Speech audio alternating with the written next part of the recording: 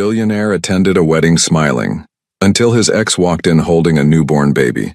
Before we begin, drop a comment telling us which city you're watching from, and once the story ends, don't forget to rate it from 0 to 10. Oh, and make sure to follow our channel for more stories like this. Now, sit back and enjoy every detail. The crystal chandeliers of the Riverside Manor cast golden light across the reception hall, illuminating faces flushed with champagne and laughter. Theo Lancaster adjusted his platinum cufflinks, his steel-gray eyes scanning the crowd with the practiced indifference of a man who had learned to keep the world at arm's length. At 35, he possessed the kind of devastating handsomeness that made heads turn. Sharp jawline, dark hair perfectly styled, and a 6'2" frame that filled his custom Tom Ford tuxedo like it was designed specifically for him. Lancaster, there you are. David Morrison, the groom, approached with his characteristic grin, still glowing from his ceremony. I was starting to think you'd bail on me. Theo's lips curved into that calculated smile he'd perfected in boardrooms across Silicon Valley. And miss watching you surrender your freedom? Never. He raised his glass of Dom Perignon. Congratulations, David. Claire looked beautiful. Thanks, man. I know weddings aren't exactly your scene these days, but it means a lot that you're here. David's expression softened slightly. I know the past couple years have been ancient history. Theo cut him off smoothly, though something flickered behind his composed mask. The divorce, the aftermath, the carefully constructed walls he'd built around himself since then. I'm exactly where I need to be. David nodded, understanding the dismissal. As CEO of one of the most successful cybersecurity firms in the country, Theo Lancaster had become a master at controlling conversations just as expertly as he controlled his business empire. Nothing touched him that he didn't allow to touch him. The orchestra began playing a soft jazz melody and couples drifted toward the dance floor. Theo found himself at the bar, ordering another champagne, not because he needed it, but because it gave his hands something to do. He surveyed the room with the detached interest of someone watching a movie. These people, with their messy emotions and vulnerable hearts, seemed to exist in a different universe from his own. Mr. Lancaster? A young server appeared at his elbow. There's someone at the entrance asking about table arrangements. The wedding planner is busy and not my problem, Theo replied without looking away from his drink. I'm just a guest. But as he spoke, something shifted in the atmosphere of the room.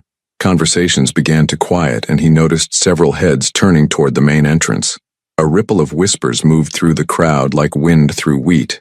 Theo felt an inexplicable chill run down his spine. Slowly, almost against his will, he turned toward the grand double doors, and his world stopped. She stood framed in the doorway like a vision from another life, one he'd spent 18 months trying to forget. Scarlet Hayes. Her auburn hair fell in soft waves past her shoulders, catching the light and setting it on fire. The sage-green dress she wore hugged her curves with elegant simplicity, making her pale skin seem to glow from within. But it wasn't her beauty that stole his breath, though she remained the most stunning woman he'd ever seen. It was what she carried in her arms. A baby, 9 months old, maybe 10, with dark hair that curled at the edges and eyes that seemed to take in everything with solemn curiosity.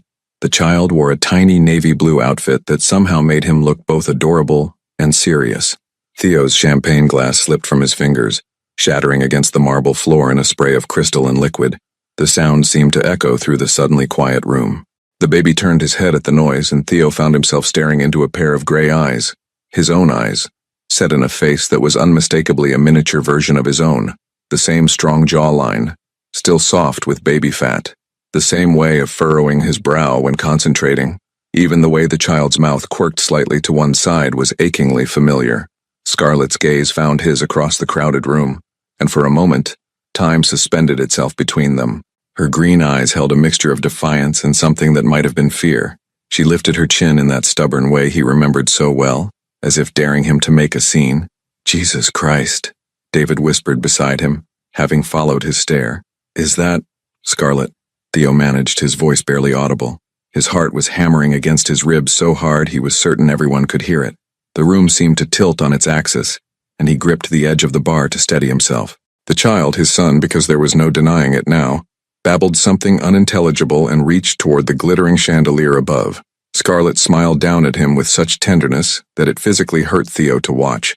She whispered something to the baby, who giggled and clapped his tiny hands together. I need, Theo started, then stopped.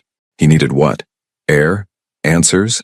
A time machine to go back 18 months and figure out where everything had gone so catastrophically wrong? Several guests were openly staring now, their whispered conversations creating a buzz of speculation.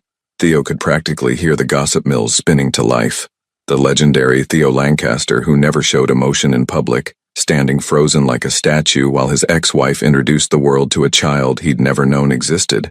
Scarlett began moving through the crowd, accepting congratulations and making small talk as if she belonged here, as if she hadn't just detonated a bomb in the middle of his carefully controlled life. The baby gurgled happily in her arms, completely oblivious to the chaos his presence was causing.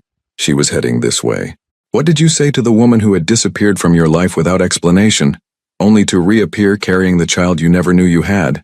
Theo forced himself to breathe as Scarlett approached, each step she took feeling like a countdown to an explosion he wasn't prepared for.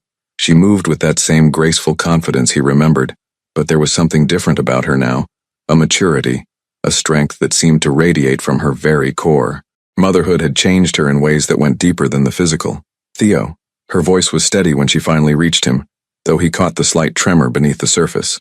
The baby in her arms looked up at him with those impossibly familiar gray eyes, and Theo felt his knees threaten to buckle. "Scarlett." He managed to keep his voice level, though inside he was screaming. Interesting choice of venue for a reunion. She shifted the baby to her other hip, and Theo noticed how naturally the movement came to her, how perfectly the child fitted against her side, as if they were two pieces of the same puzzle. "David invited me. He thought I should know that old friends were getting married." Old friends. The words tasted bitter in his mouth.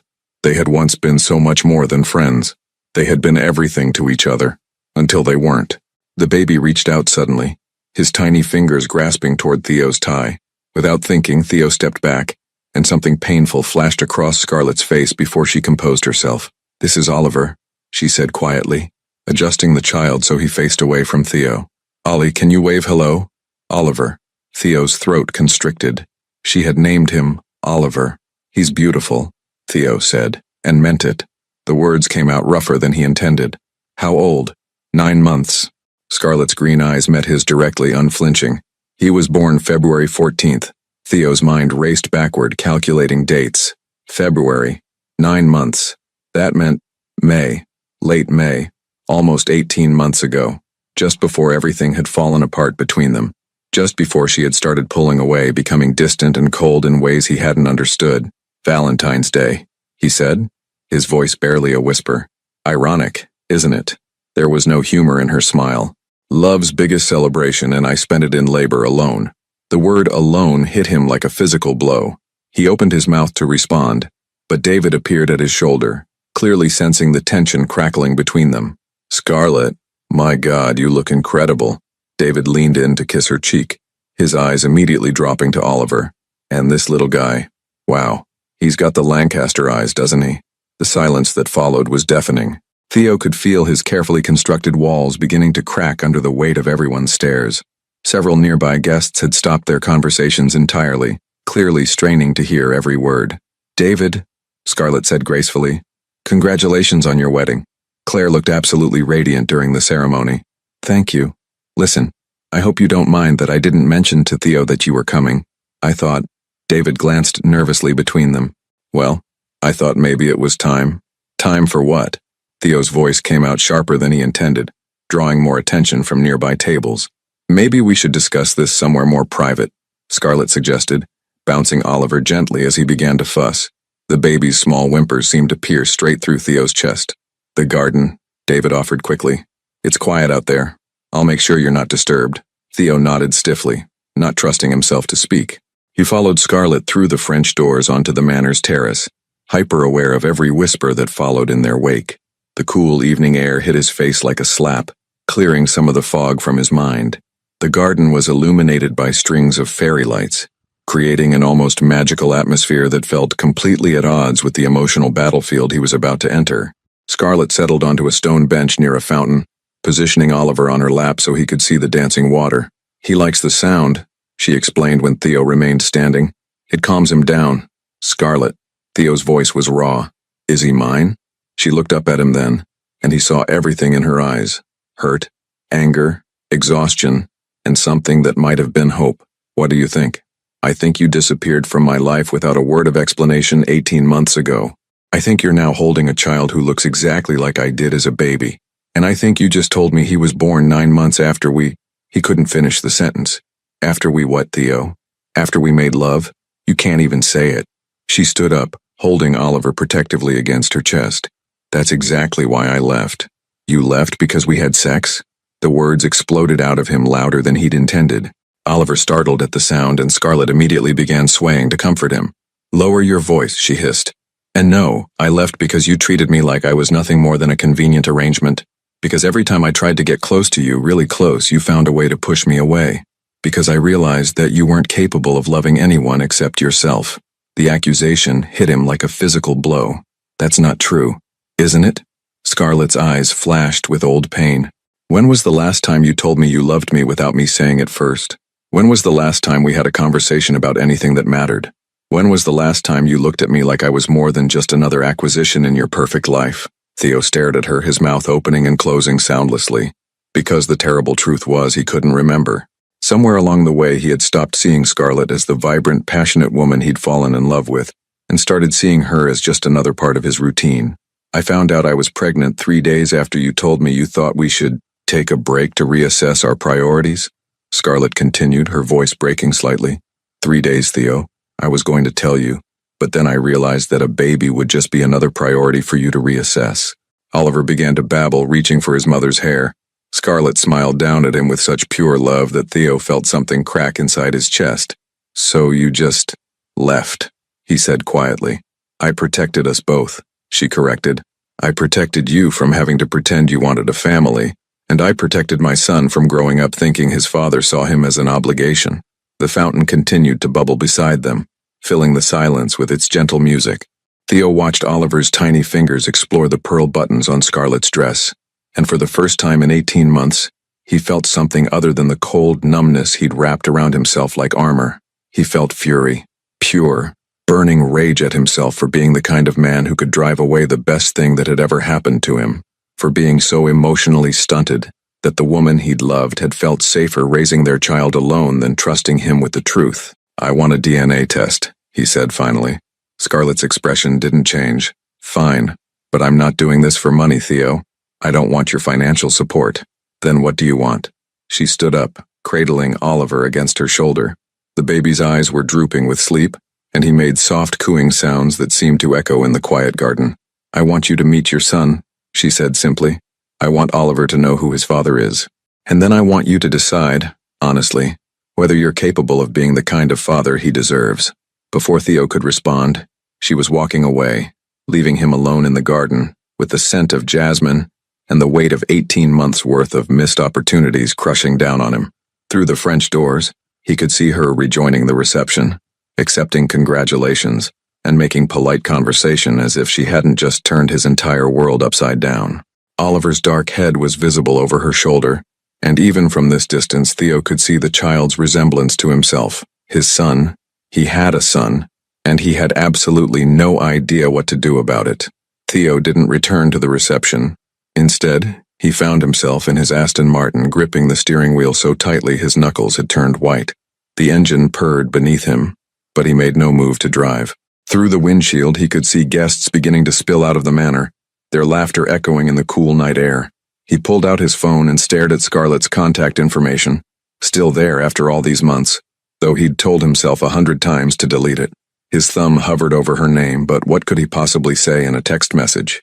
Sorry, I missed the birth of our son because I was too emotionally unavailable to notice you were pulling away for a reason. A tap on his window made him look up. David stood outside, his bow tie loosened and his hair slightly mussed from dancing. Theo rolled down the window. You planning to sit out here all night? David asked, leaning against the car, thinking about it. Claire's talking to Scarlett inside. Women's bathroom summit, I think. David's expression was serious. She wanted me to tell you that Scarlett's staying at the Marriott downtown, room 1247. Theo's heart jumped. Did she ask you to tell me that? No. Claire wormed it out of her and then threatened to withhold wedding cake from me if I didn't pass it along. David paused. Look, I know this is complicated, but that kid, Theo, he's your spitting image. Even the way he grabs things with his left hand first, just like you used to do when we were roommates at Stanford. The observation hit Theo unexpectedly hard. He remembered David teasing him about being left-handed in a right-handed world, how it made him approach everything differently. The idea that Oliver might have inherited that trait, that small piece of himself, made the whole situation feel suddenly, overwhelmingly real. "I don't know how to be a father," Theo said quietly. "Nobody does, until they are one. But you're one hell of a problem solver when you want to be." David straightened up. "The question is, do you want to be?" 20 minutes later, Theo found himself standing outside room 1247 at the Marriott, his hand raised to knock but frozen in midair. From inside, he could hear the soft murmur of Scarlett's voice, singing something gentle and melodic, a lullaby. He knocked softly. The singing stopped. Footsteps approached the door, and he heard the security chain rattle as she checked the peephole. "Theo?" Her voice was muffled by the door. "It's me." Several seconds passed before she opened the door. She'd changed out of her green dress into yoga pants and an oversized sweater that slipped off one shoulder. Her hair was pulled back in a messy bun, and her face was scrubbed clean of makeup. She looked younger this way, more like the woman he'd fallen in love with. "He's sleeping," she said without preamble. "If you wake him up, you're the one dealing with the consequences." Theo nodded and followed her into the hotel room. It was a standard suite, but Scarlett had transformed it into something that felt like home. Baby supplies were neatly organized on the dresser, a portable crib was set up by the window, and soft classical music played from her phone. The whole space smelled like baby powder and that citrus perfume she'd always worn. Oliver lay in the crib, one tiny fist curled against his cheek, his dark lashes casting shadows on his pale skin. He was perfect. Absolutely, heartbreakingly perfect. "He's a good sleeper," Scarlett said quietly, settling into the room's single armchair. "Most of the time. Teething has been rough, though." Theo couldn't take his eyes off the baby. "He's so small. He's actually pretty big for his age. 95th percentile for height." There was pride in her voice. "Doctor says he's going to be tall like his father." The casual way she said it, like his father, made Theo's chest tighten. He moved closer to the crib, studying Oliver's sleeping face. The resemblance was undeniable, but more than that, there was something about the child that felt familiar in a way that went beyond genetics. "Can I?" Theo started, then stopped. "Touch him?" "Yes. Just be gentle." Theo reached out with one finger and gently traced Oliver's tiny hand. The baby's fingers immediately curled around his, gripping with surprising strength. The contact sent an electric shock through Theo's entire system. This was his son holding on to him.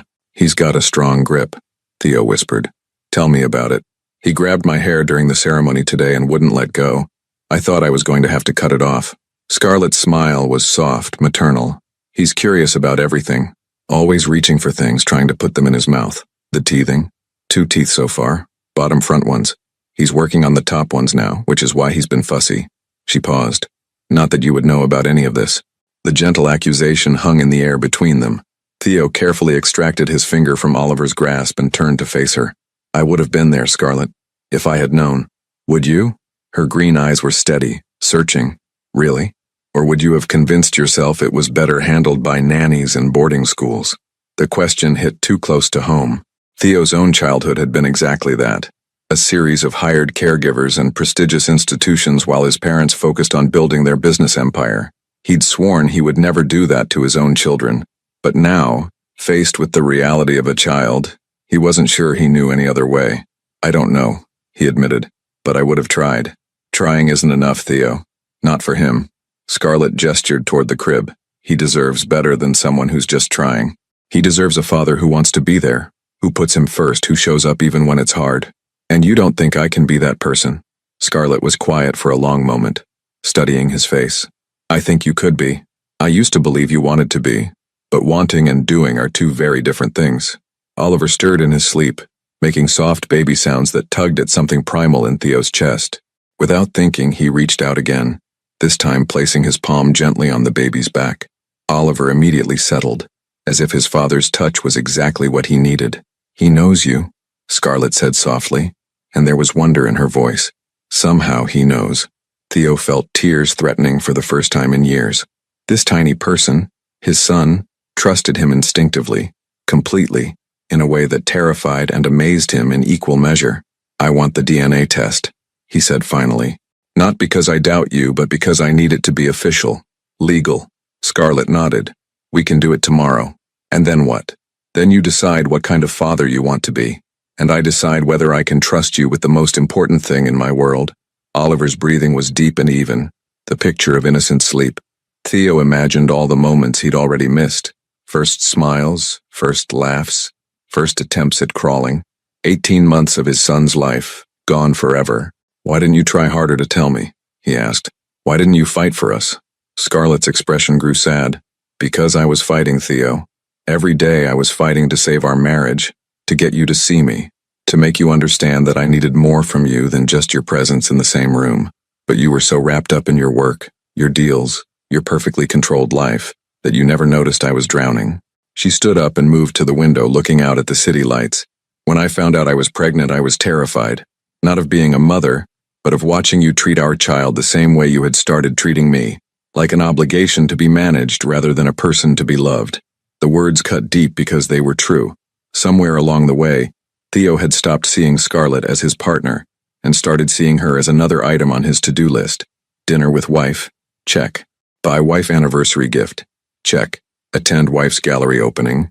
Check. I was trying to build something for us, he said weakly. The company, the success? I thought that's what you wanted. I wanted you, Scarlett said simply. I wanted the man I married, the one who used to talk to me for hours about everything and nothing, the one who brought me coffee in bed and remembered that I liked to sleep with the window open. I wanted the Theo who saw me as more than just another piece of his perfect life. Oliver made a small sound in his sleep, and both adults immediately looked toward the crib, but he was still sleeping peacefully, one hand now flung above his head in complete abandon.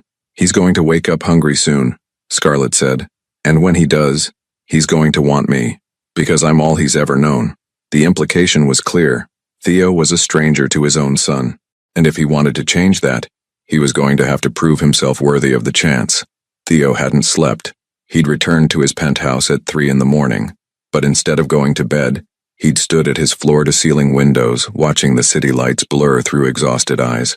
Every time he closed them, he saw Oliver's tiny face, felt the surprising strength of those small fingers wrapped around his own. At 7 a.m, his phone buzzed with a text from Scarlett. DNA appointment at 10. Genesis Medical Center on 5th Street.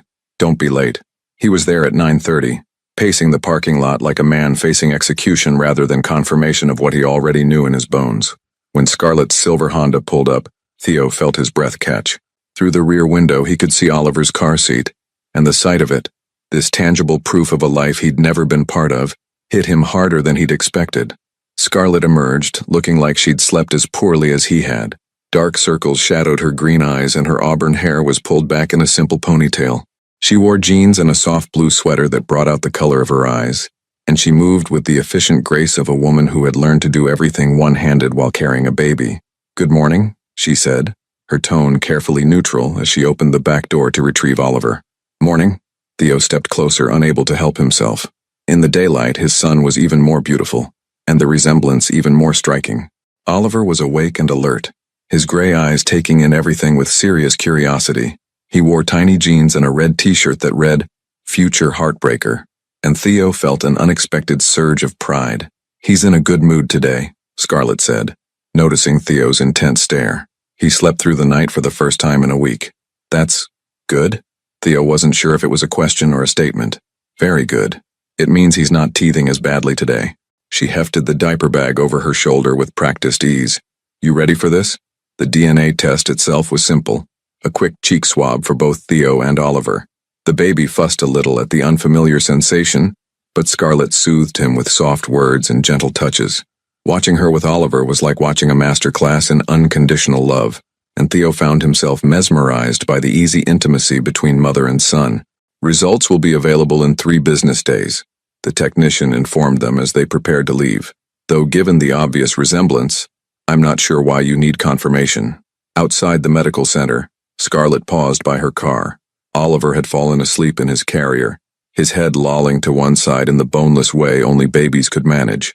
What now? Theo asked. Scarlett looked at him for a long moment, something shifting in her expression. Are you hungry? What?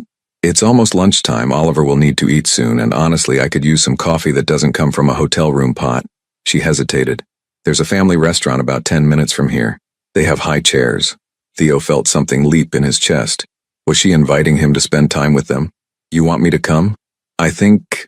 Scarlett adjusted Oliver's blanket with gentle hands. I think maybe it's time we had a real conversation about what this looks like going forward. The restaurant was exactly the kind of place Theo never went to. Bright and cheerful, with checkered tablecloths and a children's menu printed with cartoon animals. But as Scarlett expertly set up Oliver's high chair and began the familiar routine of baby feeding, Theo found himself fascinated rather than uncomfortable. He eats real food now, Scarlett explained as she spooned what looked like mashed sweet potatoes into Oliver's eager mouth.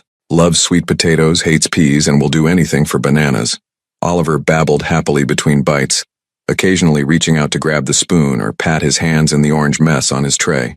When he looked at Theo, he smiled, a wide, gummy grin that revealed his two tiny bottom teeth.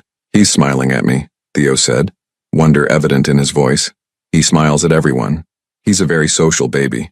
But Scarlett's tone was fond, not dismissive. The pediatrician says it's a sign of good development, social engagement. You take him to regular checkups? Every month for the first year. Vaccinations, measurements, developmental milestones. She wiped Oliver's face with practiced efficiency. He's perfectly healthy. Advanced for his age in some areas. Which areas? Motor skills. He's been trying to pull himself up to standing for weeks now. And he's very vocal. Lots of babbling. Different sounds. Dr. Martinez thinks he might walk early. Theo absorbed this information, realizing how much he didn't know about child development, about what was normal and what wasn't. Do you have pictures? From when he was smaller? Scarlett's hand paused on the baby wipe. Thousands of them. I'd like to see them, if that's okay. She pulled out her phone and handed it to him. Start from the beginning. February. The photos were a chronicle of a life Theo had never been part of. Oliver as a tiny newborn, red-faced and wrinkled. His first smile at 6 weeks, rolling over at 4 months, sitting up unassisted at 6 months. Each image was a missed moment, a memory that belonged to Scarlett alone. This one's my favorite, Scarlett said, pointing to a picture of Oliver at about 7 months, sitting in a high chair with what appeared to be spaghetti sauce covering every visible surface, including his hair. He was grinning widely, clearly delighted with the mess he'd made. He looks... Theo paused, studying the image. He looks exactly like I did when I was little. My mother has a picture of me at about the same age, covered in chocolate cake. Really? There was surprise in Scarlett's voice. I'll show you sometime. The words came out before he could stop them, and he immediately wondered if he'd overstepped. But Scarlett didn't pull away. Instead, she said quietly, I'd like that. Oliver finished his lunch and immediately began trying to climb out of his high chair, babbling insistently and reaching toward the floor. He wants down, Scarlett explained. He's at the stage where he wants to explore everything. Is that safe? In a restaurant? As long as we watch him closely. He can cruise along furniture now, holding on and walking sideways. There was pride in her voice. Want to see? She lifted Oliver out of his chair and set him on his feet next to their table. Immediately he grabbed onto the edge and began moving sideways, his chubby legs working hard to keep him upright. When he reached the corner of the table, he looked back at both adults with an expression of pure triumph. Did you see that? Theo found himself grinning. He's actually walking. Cruising, Scarlett corrected. But she was smiling too. Real walking comes next. Oliver continued his journey around the table, and when he reached Theo's chair, he stopped and looked up. Without hesitation, he let go of the table and reached both arms toward Theo. He wants you to pick him up, Scarlett said softly. Theo's heart began racing. I don't know how. Support his chest with one hand, his bottom with the other. He's sturdier than he looks. With careful, reverent movements, Theo lifted his son for the first time. Oliver was warm and solid in his arms, heavier than he'd expected but perfectly sized to fit against his chest. The baby immediately grabbed onto Theo's tie, examining it with intense concentration. He likes patterns, Scarlett observed. Your tie has a geometric design. Everything is geometric to him right now, isn't it? Theo said, adjusting his hold as Oliver squirmed to get a better grip on the silk. The whole world is new. Every day is a discovery. Scarlett's voice was soft, and when Theo looked at her, he saw something that might have been hope in her eyes. Yesterday he figured out how to clap. The day before he learned that if he drops his toy, someone will pick it up for him. Oliver chose that moment to release Theo's tie and pat his face with both hands, babbling what sounded almost like words. The contact was electric.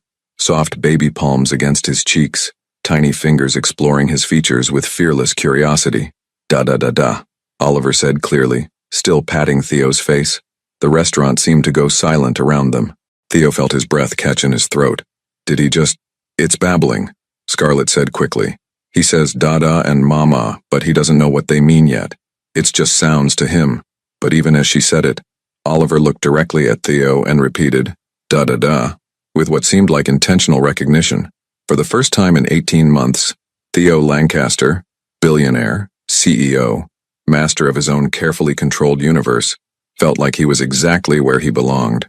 3 days later, Theo was in the middle of a board meeting when his phone buzzed with an unknown number.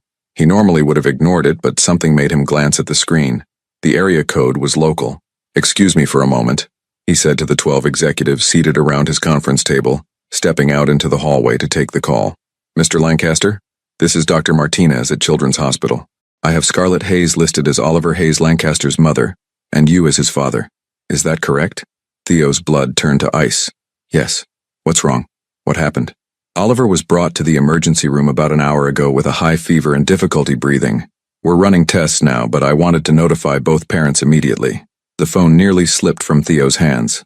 "Is he... How bad is it?" "We're taking excellent care of him, Mr. Lancaster. But you should come in as soon as possible." Theo was moving before he'd even hung up the phone, grabbing his jacket and car keys while barking instructions to his assistant about canceling the rest of his day. The drive to Children's Hospital passed in a blur of traffic lights and mounting panic. He found Scarlett in the pediatric emergency waiting room, curled in a plastic chair with tear-streaked cheeks and trembling hands. She looked smaller than he'd ever seen her, fragile and scared in a way that made his chest ache. "Scarlett." He was beside her in 2 strides, his hand automatically reaching for her shoulder. "What happened?" "He woke up from his nap burning up," she said, her voice hoarse from crying. "His temperature was 104 and he was breathing so fast and he wouldn't stop crying, Theo. He's never cried like that. Where is he now?" They took him back for chest x-rays and blood work. "Doctor Martinez thinks it might be pneumonia." Fresh tears spilled down her cheeks. "He's so little, and he looked so scared when they took him away from me." Without thinking, Theo pulled her into his arms. She stiffened for just a moment before collapsing against his chest, her shoulders shaking with suppressed sobs.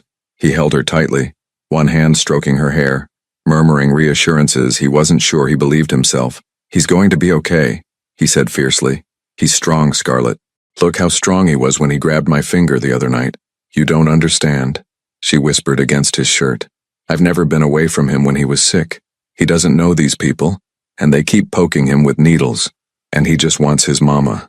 The raw pain in her voice broke something inside Theo.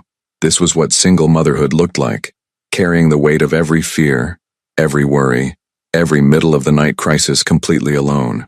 For 9 months, Scarlett had been the only person in the world who could comfort their son, and now even she couldn't make this better. "Mr. Lancaster? Ms. Hayes?" A woman in scrubs approached them. "I'm Dr. Martinez. You can see Oliver now." They followed her through a maze of corridors to a small room where Oliver lay in a crib that looked enormous around his small form. He was connected to several monitors, an IV line taped to his tiny hand, and an oxygen cannula under his nose. But his eyes were open, and when he saw Scarlett, he immediately reached for her with a weak cry. "Mama's here, baby," Scarlett whispered, carefully lifting him so as not to disturb his medical equipment. "Mama's here." Oliver settled immediately against her chest, his breathing still labored but his cries subsiding to soft whimpers. Theo watched, feeling utterly helpless and more terrified than he'd ever been in his life. "The good news is that it's not pneumonia," Dr. Martinez said, checking the monitors. "It appears to be a severe case of respiratory syncytial virus, RSV. Very common in babies his age, but it can be serious." "How serious?" Theo asked, his voice rougher than he intended.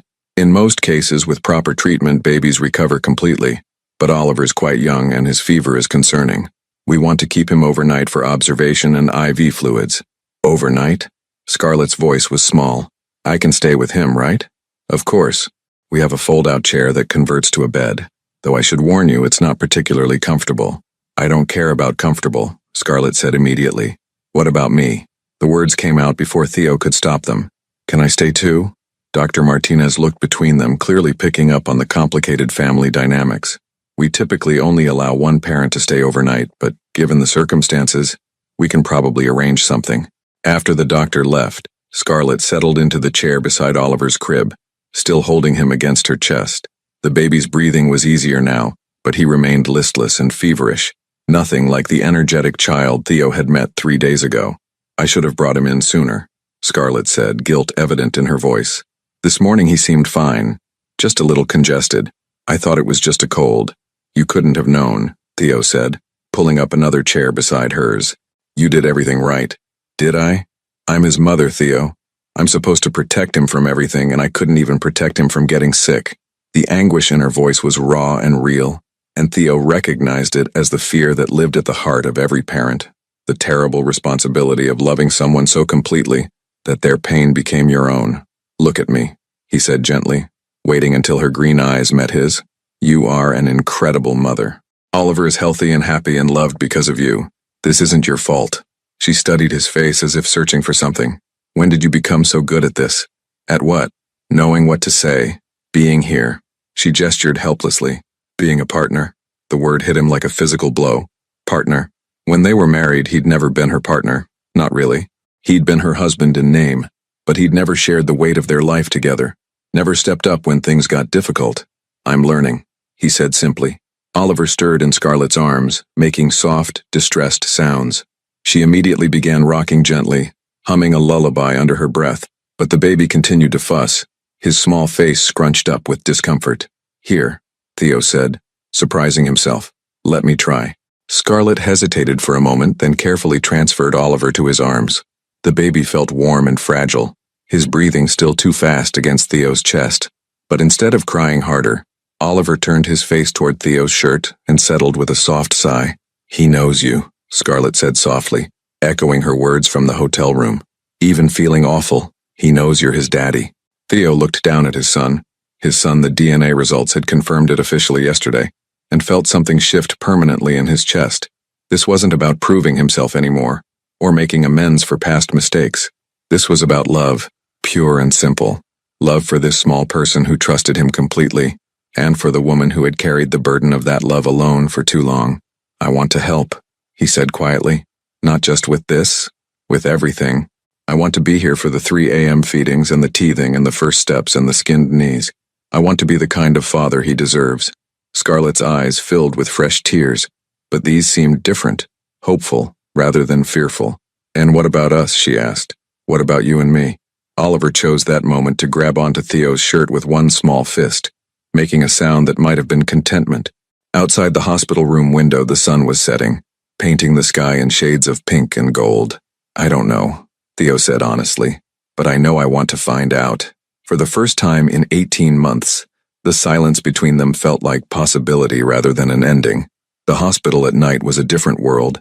The bright fluorescent lights had been dimmed to a soft amber glow, and the constant bustle of daytime had given way to the quiet efficiency of the night shift. Oliver had finally fallen into a restless sleep around 9 p.m., his small chest rising and falling with the effort of breathing through congested lungs. Theo had refused to leave. When visiting hours ended, he'd simply informed the nursing staff that he wasn't going anywhere, and something in his tone had discouraged argument. Now he sat in an uncomfortable plastic chair beside Scarlett's makeshift bed, watching over his family as they slept. Scarlett had fought exhaustion for hours, jerking awake every time Oliver made the smallest sound. But eventually, her body had surrendered to the emotional toll of the day, and she'd curled up on the narrow fold-out chair, with one hand still resting on Oliver's back through the crib rails. At midnight, Oliver's fever spiked again.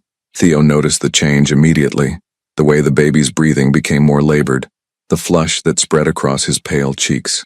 He pressed the call button before Oliver's distressed whimpers could wake Scarlett. His temperature's up to 103.8, the night nurse confirmed after checking the monitors. We'll give him some medication, but it's normal for fevers to spike at night with RSV. Is he going to be okay? Theo asked quietly, his eyes never leaving Oliver's face. He's responding well to treatment. The oxygen levels are stable and his hydration is improving. She adjusted the IV drip with practiced efficiency. Are you the father? Yes. First child? Theo felt a stab of guilt. Yes and no, it's complicated. The nurse, her name tag read Jennifer, gave him a knowing look. Hospital rooms have a way of uncomplicating things. Nothing matters except the little one getting better. She was right. Sitting here in the dark, watching Oliver fight through his illness, all the complex history between him and Scarlett seemed to fade into irrelevance. There was only this moment, this child. this overwhelming need to protect and heal. Around 2 a.m., Oliver woke crying, weak, miserable sobs that tore at Theo's heart. Scarlett stirred immediately, but Theo was already on his feet. "I've got him," he whispered, carefully lifting Oliver from the crib. "Go back to sleep." "I should." Scarlett started to protest. "You've been taking care of him alone for 9 months," Theo said gently. "Let me take one night shift." Oliver's cries intensified at first, his small body rigid with distress. But Theo began walking slowly around the small room, swaying slightly the way he'd seen Scarlett do, and gradually the baby's sobs subsided into hiccuping whimpers. "It's okay, buddy," Theo murmured against Oliver's hair. "Daddy's here. I know you don't feel good, but you're going to get better. I promise." The words felt strange and wonderful in his mouth. Daddy. He was somebody's daddy now, and that tiny person was depending on him to make everything better. Oliver's fever-bright eyes focused on Theo's face with serious concentration, as if trying to understand who this man was and why he felt so safe in his arms. Slowly, his small fist uncurled and came to rest against Theo's chest, right over his heart. "That's right," Theo whispered. "Just rest. I've got you." From the fold-out bed, he heard Scarlett's soft voice. "You're a natural at this." He looked over to find her awake, watching them with an expression he couldn't quite read. "I don't feel natural. I feel terrified." "Good. That means you care." She sat up, pushing her hair back from her face. "The first few months I was convinced I was going to break him somehow. Every little sound he made I thought it meant something was wrong." "How did you do it?" Theo asked, still swaying gently as Oliver's breathing began to even out. "All those nights alone, all those fears? I figured it out as I went along. What else could I do?" Her voice was matter-of-fact, but Theo heard the underlying strength in it. "When it's just you and him, you don't have the luxury of falling apart." Oliver made a soft sound and turned his face more fully against Theo's chest, seeking comfort.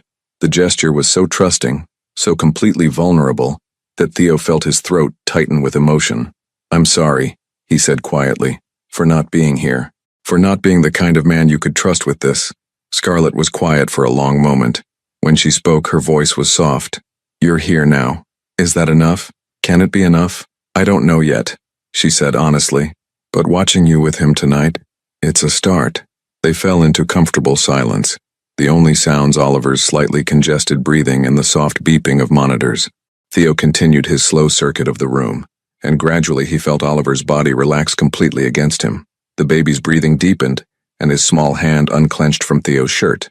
"He's asleep," Scarlett observed. "Should I put him back in the crib?" "Not yet. Sometimes when they're sick like this, they sleep better being held. The warmth and heartbeat are comforting." So Theo kept walking, kept swaying, kept whispering soft reassurances to his sleeping son. Outside the window, the city sparkled in the darkness, but inside the small hospital room, his entire world had contracted to the weight of 9 months of love in his arms. "Theo?" Scarlett's voice was drowsy. "Yeah? When I was in labor with him, I kept thinking about you, wondering if you would have wanted to be there, if you would have held my hand through the contractions." The admission hit him like a physical blow. "I would have," he said fiercely. "I would have moved heaven and earth to be there. I know that now." She shifted on the narrow bed, trying to get comfortable. "I was so angry for so long, but watching you tonight, I think maybe I was wrong about some things." "What things?" "I thought you didn't want a family because you didn't want the complications, but maybe you just didn't know how to want one." Oliver stirred slightly in his arms, making soft baby sounds before settling again. Theo adjusted his hold, marveling at how perfectly his son fit against his chest. "My father was never around when I was sick," Theo said quietly. "Business trips, important meetings. My mother would sit with me sometimes, but mostly it was nannies. I swore I'd be different, but I never thought I'd get the chance to prove it. You're proving it now.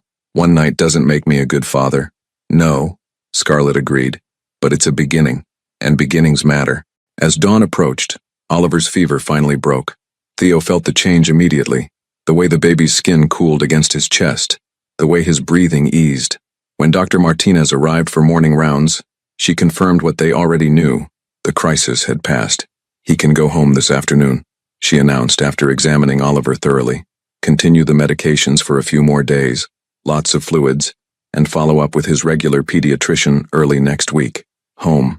Theo realized with a start that he didn't know where home was for Oliver and Scarlett.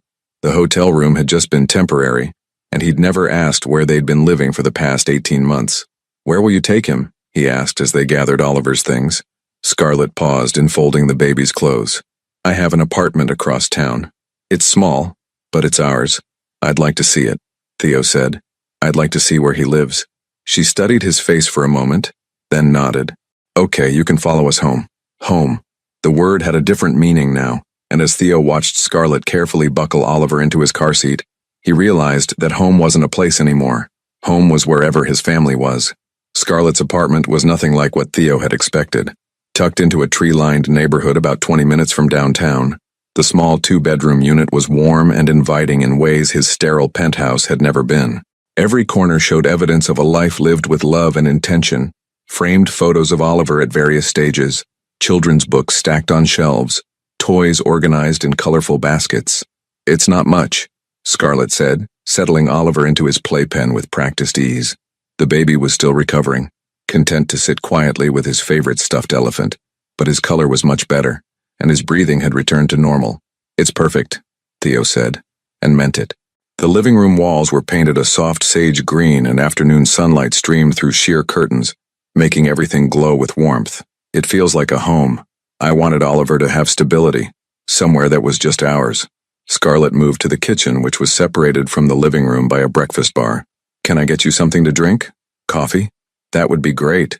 Theo wandered around the living room while she prepared coffee, taking in the details of their life. A growth chart marked with careful measurements hung on the wall next to the kitchen.